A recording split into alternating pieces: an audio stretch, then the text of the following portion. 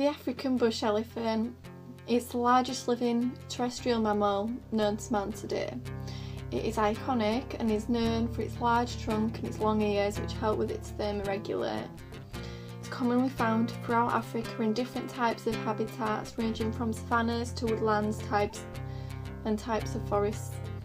A full-grown elephant is normally never confronted by a predator due to its sheer size. There are many signs that an elephant is healthy, happy and content in the environment it is living in. This can be having the same appetite every day and nothing changing. It's not a decrease in appetite, it's not an increase in its appetite. It's eating quite a regular amount. It should also be freely passing solid and well-formed faeces. It shouldn't be straining when it's passing its faeces, and it shouldn't be straining when it's urinating. The tip of the trunk should be slightly moist, much like a dog, and the eyes should be clear and bright. There should be no cloudiness. This could be an indicator of cataracts. The elephant should react to external stimuli such as clicking or whistling. And its ears should be flapping and its tail and trunk should be swinging. This is a good indicator that the elephant is quite alright and happy in its environment.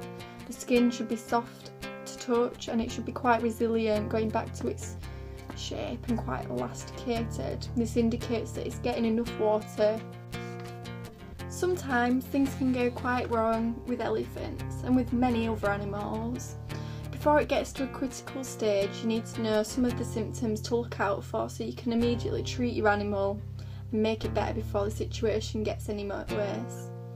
Some things that you need to be aware of and to look out for are lameness and struggling to move around its accommodation, such as limping and trailing its feet around. You want to be aware of a change in its appetite, whether it's an increase or a decrease in the appetite. You need to be aware, as this can cause anorexia or obesity later on, which really isn't good for the elephant. You won't want to see straining when it's passing its urine or its faeces.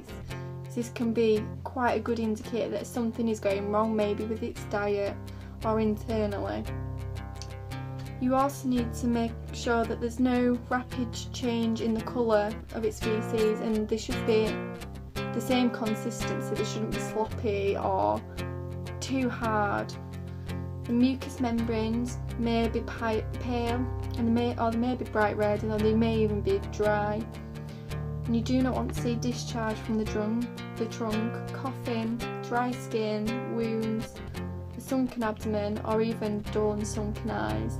There are many diseases which elephants can get whilst being in the captive environment in zoos and other private collections, as well as in the wild. Anthrax is one of the diseases which elephants can contract. It causes a high fever, shivering, ulcers and some swellings. This disease is fatal and is often caused by contaminated water in holes in soils. Salmonellosis causes constipation, colic, stress, watery diarrhoea, pain, shock, septicemia and a punched posture. It can also cause lethargy and lead to anorexia.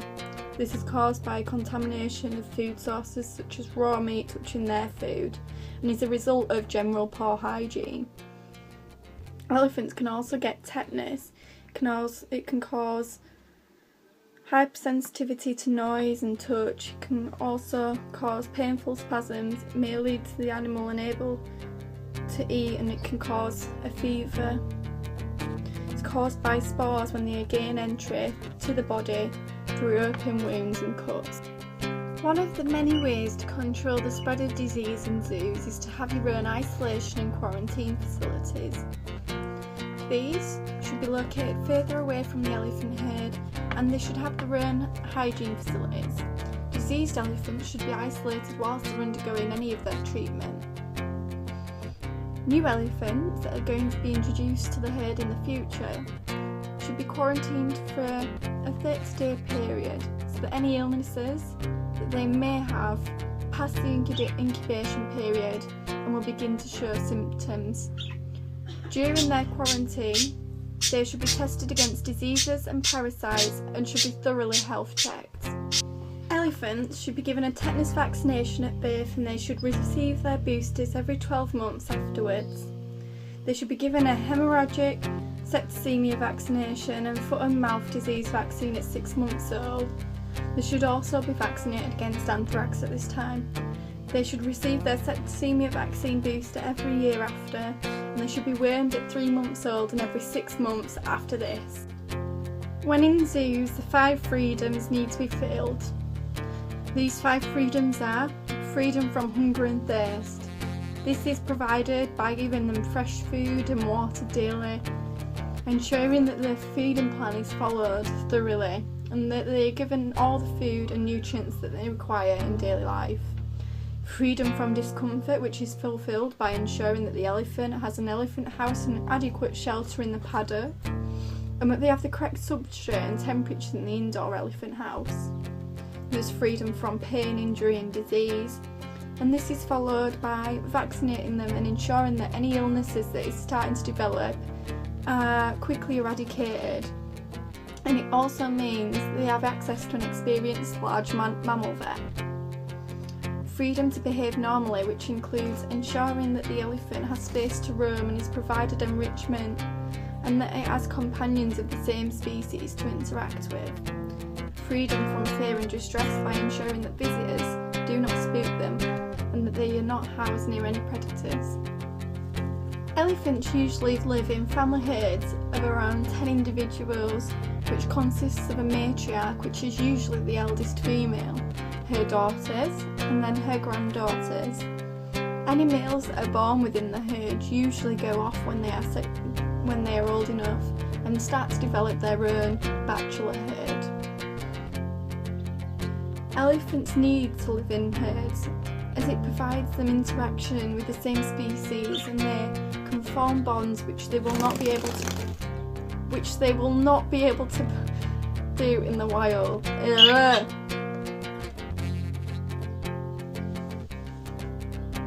It provides great mental stimulation and physical stimulation, and it can even help boost population numbers. Elephants are thought to be the most intelligent creatures on the planet, therefore it's imperative that you provide them with enrichment which helps strengthen their muscles in the trunk. It also helps to stimulate the mind. This can be in forms of balls that they can use and manipulate with their feet and help build up muscles. Tires to help strengthen the muscles in the trunk.